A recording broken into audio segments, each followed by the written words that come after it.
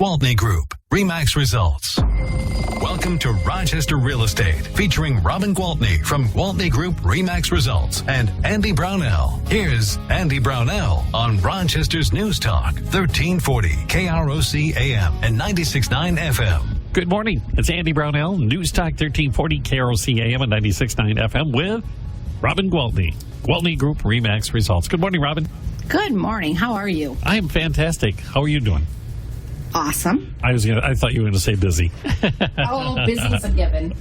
Okay. I won't even bother to ask. Always busy, but doing good. So Busy's a good thing, though. Remember that. Busy is good. Busy is good. So, speaking of busy, I saw that you sold the Anderson house. Oh, my gosh. I am so excited about that. And, I'm excited for the sellers, of course, but I'm excited for Wabasha. I'm excited to have some new life on Main Street, and I'm super excited about the folks that are buying it because they're a group of guys out of the Twin Cities, and they're very business-minded, but they're also very community-oriented. So, when they came to look at it, they literally just wanted to sit with me and ask me about the community of Wabasha, what it needs, what it's lacking, what it has, what people like. And then they wanted me to introduce them to Lori, the head of our chamber, and to Mayor Durant, because they wanted to get to know about the city of Wabasha. And it was really cool because they have some really fun ideas. Like, there's this old bar down in the basement at the Anderson house, and it has this cool spiral staircase if you're coming from inside the hotel, and it has this cellar type staircase if you're coming in from the outside of the hotel. And they want to open a speakeasy, and they want to bring in jazz singers, and it's going to be fun. They stole my $1 million idea. Yeah, and they're gonna do Airbnb. So it won't be run like a traditional hotel, but they'll just rent out the rooms like Airbnb. Oh, so neat. it'll be really cool. I'm excited. Well, congratulations, and thanks for the community as well, because that's just a gem. I'm so excited. So excited. I just wanted it to still be what it is. I never wanted to see it knocked down. It literally is, fun fact, the oldest hotel in Minnesota. How cool is that? It's very cool, and it's not going anywhere. And I can see people, especially if you get that speakeasy going in the basement. Fun. And the rentals on top, you could make it for an interesting weekend for folks to and they do have and everything. And they have spaces for restaurants, so they will have breakfast with the the bed and breakfast type thing, right? Okay. But they do have another big restaurant, and they will eventually be looking for a restaurant partner. So if anybody's listening who thinks they might like to reopen the restaurant portion of the Anderson House in Wabasha, just give me a holler. It's a happening place. Now that you got your place set up down there, now you got that opening up. That's great. Oh, and did I tell you that I have been appointed to the Port Authority in Wabasha? I just love it when they call it a port authority. I know, it sounds so doggone important. But what it is I'm just so excited about just revitalizing, that town. You know that my heart is in Rochester, and I'm very passionate about Rochester and the community, but my heart will always also be in Wabasha because that's my home, right? So I'm also very passionate about bringing some excitement and life back to that city because it's such a great place. It is the most awesome little river town, and people who come that have never been say, why haven't I been here before? Right. So it's really cool. Well, just I imagine, once you leave Hastings and take the drive all the way down to La Crescent, it's all those communities are just great. I love them all. Yeah, I agree. It's a fun thing to do. And you don't have to get on an airplane. You don't have to go anywhere. Just take some time off, breathe, relax, and enjoy what we have right in our backyard. Yeah, the scenery is top notch. It is, and we take it for granted, right? Oh, goodness. So we mentioned earlier, busy is the norm for you. Mm-hmm. And I imagine that... Is it getting busier, or are we seeing a plateau? What's happening out there? Well, that is a good question. It's definitely not. I don't know if it could be much busier. We're working 12 hours a day. 6-7 days a week. So I don't know how much busier we can be, but it's definitely very, very busy. And please do not think I am complaining, because I feel very blessed to have such great business. So busy is a good thing. I'm the girl that likes to be busy. I'm not a sit around kind of girl. So the busier I am, the happier I am. So I'm very, very happy. Let's just say that. Very, very happy. This demand on the real estate side of the economy is actually causing supply strains. I read up on the lumber business, and I read an in-depth article about what is really happening here and how it's going to take a while to fix it. Although I saw there was some drop in the prices, in the wholesale prices this week, but that's not the only area, correct? We're seeing it's in not. Other factors. Yes, people can't get appliances. They can't get furniture. I mean, it's causing some major headaches. So people who are building, okay, so they get their financing for the construction, they get the house built, and then they need appliances. So the builders are ordering them. It's taking months and months to get them. They're catching on now and ordering them sooner. You know, like when they're starting to put a hole in the ground, they're starting to order appliances, because it's taking so long, and there's nothing more frustrating than the house being completely ready, construction 100% done, people could move in, but they can't because the appliances aren't there. Well, then you think, oh, you could get by without the appliances. Well, no, it doesn't work that way, because the bank is not going to close on the loan until those appliances are in place, because that house has to be livable, move-in, ready to go. Oh, so you're stuck. Mm-hmm. Is there a way around that? Oh, boy. I don't know. Can I rent the house from... I suppose you can't, because there wouldn't be a rental certificate for it. I think the way around it is exactly what they're doing now, and that is just ordering them early. Sooner. Yeah. So that when you have your meeting with the builder, they tell you, go get your appliances now. Pick out your appliances. Wait, what about the roof the shingles, and no, pick out your appliance package. Let's get those ordered. Yeah, it's crazy.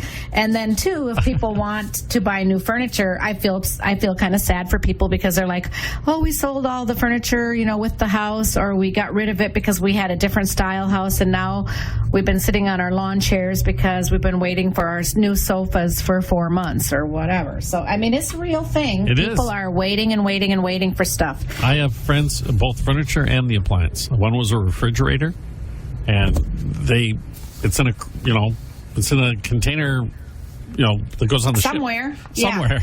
Yeah. Somewhere between the factory and here, and it could be months before it actually arrives. And it's nobody's fault. It's just the demand is that high.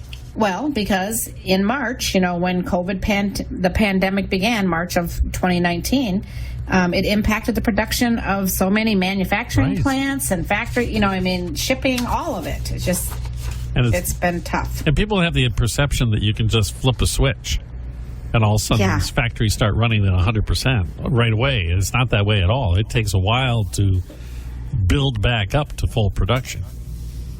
Yes, exactly. And then they also have to worry then on the other side of it, having too much inventory if they get things cranking out too fast, and all of a sudden the market changes on them. So I think now, though, any of these appliance stores or furniture stores that can buy things and have them in stock are pretty excited and happy to do it, because, they just like there have been times in my real estate career where I've been inundated with houses to sell. Too much inventory. Yes. Like, oh my gosh, I got to sell one of these houses. These sellers are all getting so frustrated. This is so stressful. Now it's like, oh my gosh, I need listings. These buyers are dying. This is so stressful.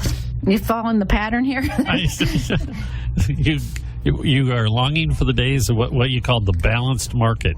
Yes. I mean, the bottom line is that a lot of people will say to me, oh, you must be loving this market.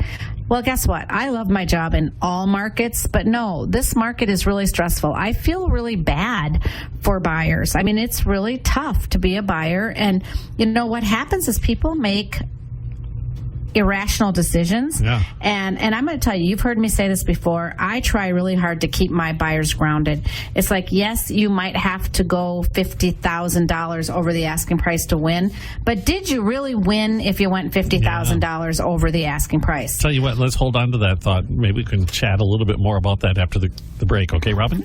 You bet. Okay. Well, we're going to be right back. Robin Gwaltney, Gwaltney Group Remax Results here on News Talk 1340, KROC AM and 96.9 FM. We'll be right back with Robin Gwaltney and Andy Brownell on Rochester Real Estate. This is News Talk 1340, KROC AM and 96.9 FM. You know something you almost never hear anyone say? With Robin Gwaltney from Gwaltney Group Remax Results and Andy Brownell on Rochester's News Talk 1340, KROC AM and 96.9 FM. Good morning and welcome back.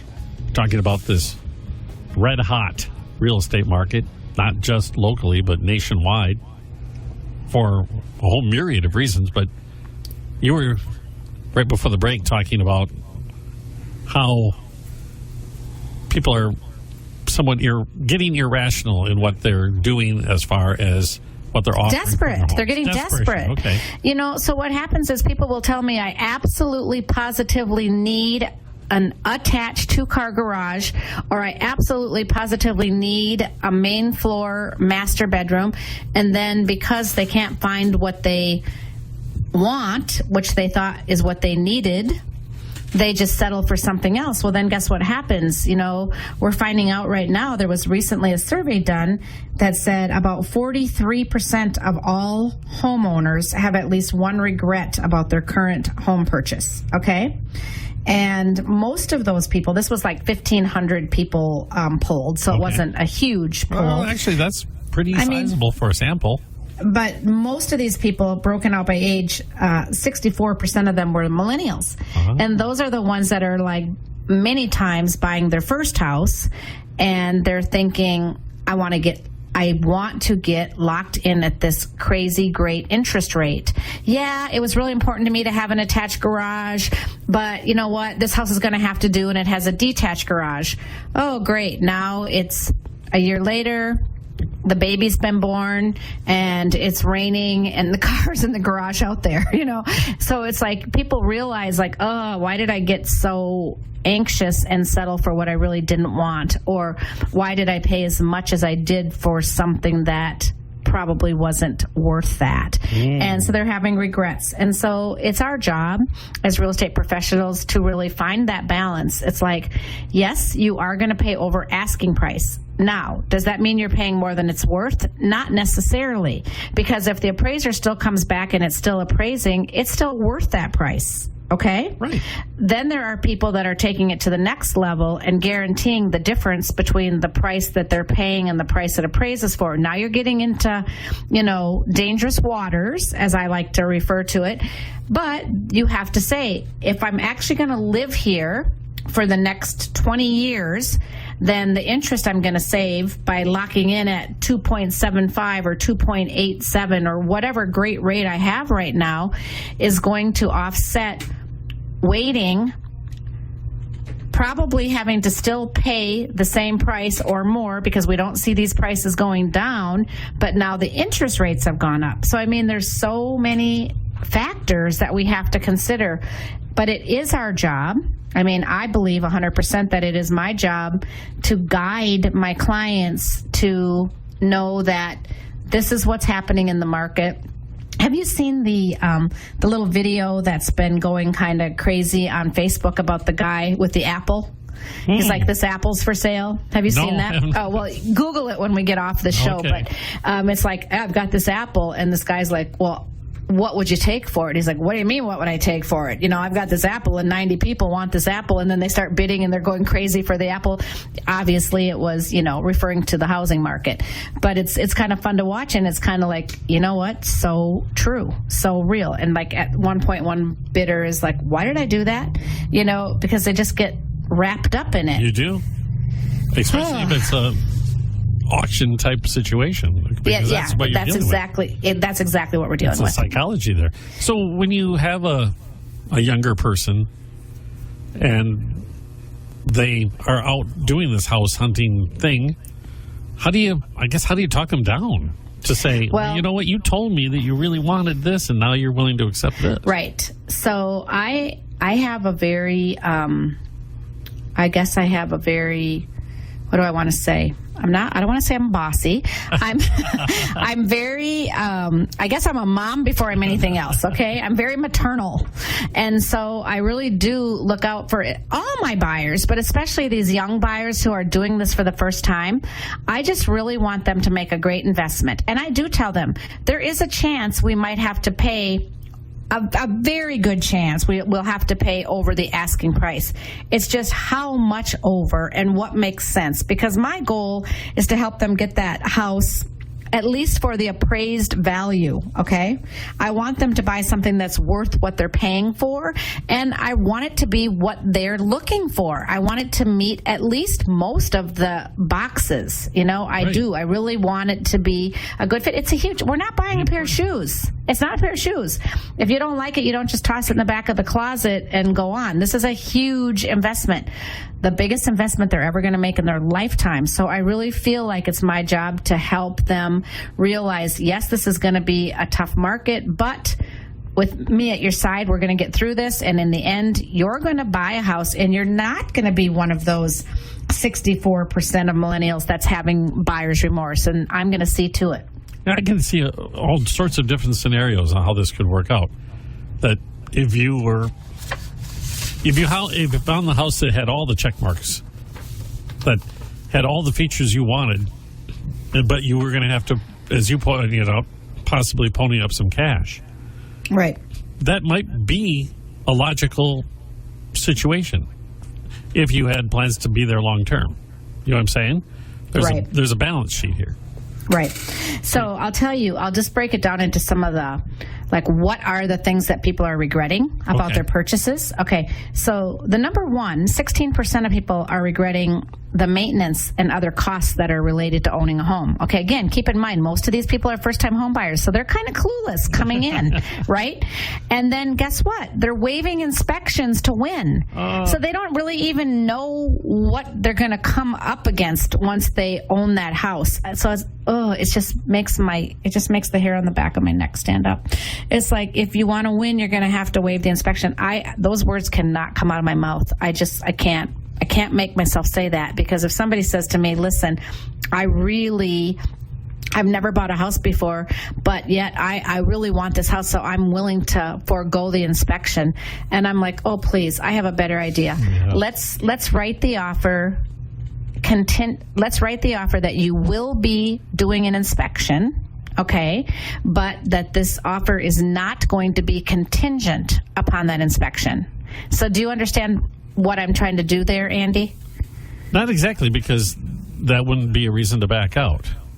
Right. Well, it would be. You could still back out. You just would lose your earnest money. Yep. Okay. Okay. Yep, gotcha. So now let's say they're buying a $350,000 house, and they've put up 1%, which is kind of a standard traditional earnest money. So now they've got $3,500 on the line, and they do the inspection, and they find out that there's a missing GFI outlet, or there's a few minor things. Right. But they now have a peace of mind, and I reassure them that even had they made it contingent upon the inspection, the seller doesn't have to do a thing, because there's somebody else that's willing to buy it just the way it is. Right. However, if you find out that this basement has got big issues, and that it's going to need some kind of a major water removal system put in, or something that's going to cost a lot of money, you can say, well, if I walk away,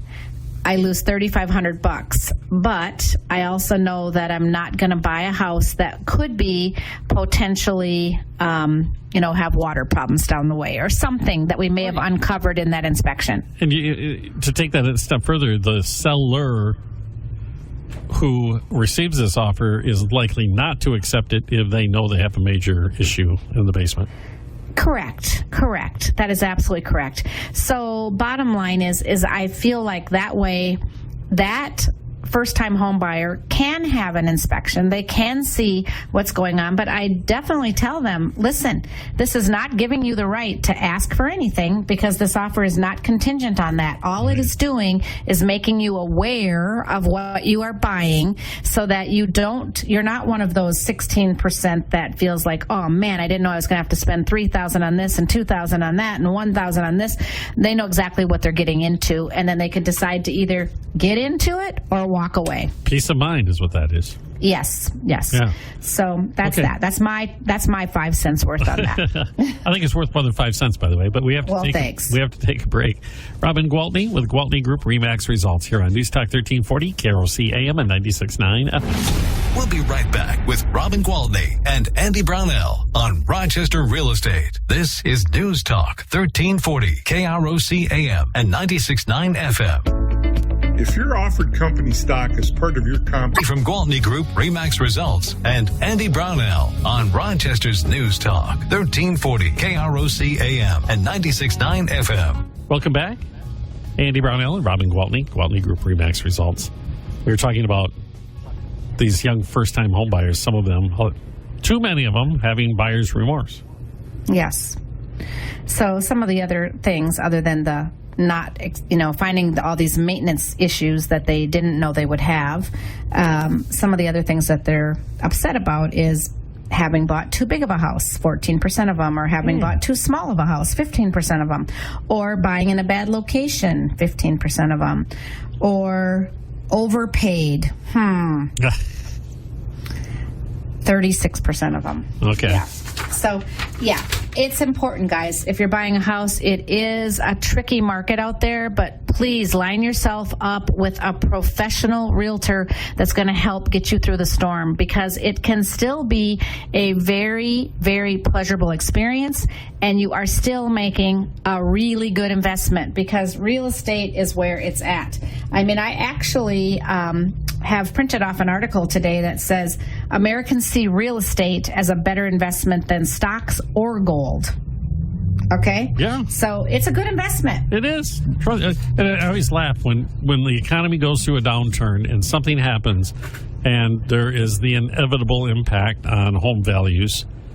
That you always get the article, is this the end of the American dream? And I just chuckle, okay, let's wait about 6 months to a year and we'll see where we're at. Yeah, who's dreaming? Yeah, exactly. Yeah, no, people are going to continue to make money on their real estate investments. So I'm by no means trying to discourage somebody from going out and buying real estate. No. I'm a huge proponent of you going out and buying real estate, not because it's my livelihood, but because I don't want you to miss out on this golden opportunity. Prices are only going to go up and interest rates are only going to go up. So it is honestly a great time to buy real estate. It's just a little more stressful than before. Find somebody with a great maternal instinct like Robin. There you go. I'll take good care of you, I promise. Okay. Do you have some listings you wanted to cover? Yeah, I do. I think all of the ones we talked about last week have sold, except for the two big ones that we have. But I do have some new ones. One of them is probably going to be sold by the time I get done talking on this show, because I think there were 14 showings scheduled today. And that one is at 3412 Grant Road Southeast. And it's just beautiful. It sits out in one of those beautiful southeast neighborhoods where everybody gets 2 acres all to themselves and all the houses are big and beautiful and shiny and new. This one was built in 2013. It's got 4 bedrooms, 3 baths, and a 3-car garage. It's a big house. It's got 2,679 square feet, but it has another 1,800 square feet in the lower level that could still be finished, which would, give you a really big house. Really big, yeah. And it's 2.2 acres, and it is priced at $549,900. I'm guessing it's going to sell for a lot over that, because I think we have, it was a coming soon, and it just went live yesterday. So I think between yesterday and today, there are 22 showings scheduled. I know some folks who live in that neighborhood. It's a very Isn't it nice? Yes, yeah, it's really nice. So that one, those people love their home, wouldn't be selling it, but they're just relocating. Mm-hmm. So they're moving away. So that one's available. And, did I tell you the address on that one? Yes, or did I not? Yeah. Yeah, okay, good. Grand All right. Yep. Yes, thanks. And then I have one, duh, how would you have known you had friends in the neighborhood?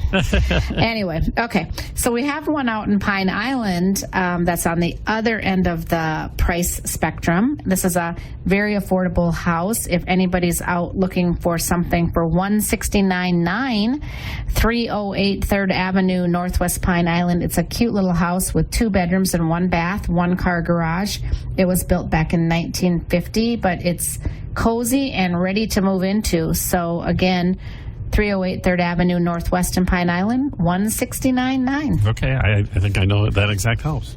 Awesome. The in-laws are Pine Island people. Oh, okay. There you go. And we have one that's kind of in the middle of those two. Over at 5662 Prosper Avenue Northwest, we have a 2-bed, 2-bath, 3-car garage built in 2015, 1-story. And this one it's got a 424 square feet below grade, but it's not got a full basement. This one's $374,900. So that's, we've got one in the 100s, one in the 300s, one in the 500s. Got you But covered. I have a fun listing I want to talk about. Okay. This is for all those investors that are listening, okay? Well, it doesn't have to be. It could be somebody who just loves to ski and wants a little resort place. But I listed 130 Bridge Run Lane, Unit B in Lutsen, Minnesota. Ah. Okay? And this is a ski-in, ski-out. And I don't know if you remember, but a few months ago, Scott and I actually went to see it because I didn't feel comfortable selling something that I didn't actually see and experience, right? So we went and spent one quick night, got to ski that day. It was really fun. Hadn't skied in a long time. Didn't break anything. It was awesome. And it's a good outing. Yeah, it was. It was really nice. So this is actually 1 bedroom, but it's like a loft. It's a big loft upstairs. So you go upstairs and there's a king or queen size bed, and then there's another bunk bed with a full on the bottom and a single on the top, and then down on the main, and there's a bathroom up on that level as well. But it is open, like it's not a closed off bedroom. You can actually look over the balcony. And then down below there's a sofa that's a sofa sleeper, and then there's a dining room table that fits 6 people, a small galley kitchen, but everything you need, and a gorgeous wood burning fireplace. And it has a patio on the back, or a balcony rather, because it's up on the 4th or 2nd floor. And you look over the pool, the outdoor pool. Oh, it has a pool. Outdoor pool. And then the indoor pool is right below. Like you just go down 1 flight of stairs and it's in the same building. So that's kind of nice because this is one of those ski-in, ski-out resorts where there's several buildings. And the building with the bar and restaurant and live music and all the fun stuff happening and the outdoor skating rink is just right next to this building. But like we literally got up in the morning and just walked out to the parking lot and stepped into our skis and skied down the slope to get onto the chairlift to go up. It was awesome. So this baby you might think is super expensive, but it's $95,900. Now, the best part about this is that it is part of the Caribou Highlands, and so you can rent it out, all right? And they manage that. So this is definitely an investment property. And these owners have owned it a long time, so they've made a ton of improvements to the inside, and then the actual association has made a ton of improvements to the outside. So it's really beautiful. If you want to know more about owning it as an investment or as a property that you would use, or you could use it sometimes. Yes, use it sometimes, rent it sometimes. Call me, and I'll tell you all about that. Okay, speaking of calling you, how do we get a hold of Robin Gwaltney at Gwaltney Group-RE Max Results? Always available on my cell phone, 507-259-4926. If I'm chatting with somebody else and I miss your call, I promise you I will call you right back. Well, fantastic. Always great talking to you, Robin, and we'll do it again next week. Sounds great. I look forward to it. That's Robin Gwaltney. Gwaltney Group RE/MAX results here on News Talk 1340, KROC AM and 96.9 FM. Mayo Clinic Radio. Now serving F27 at DMV window number 16. Okay, Rose, we're second in line. Perfect, Rose. You remembered the birth certificate? Yes, and we have our electric bill. Excellent. We'll be Real ID ready in no time. Real ID ready to visit our grandson Ricky at Fort Bragg, then fly to New Orleans for Jazz Fest. Pardon me, are you talking to yourself? Oh, I'm sorry. I guess I am. Talk yourself into Real ID readiness by May 3rd, 2023. Make a plan at dhs.gov/RealID.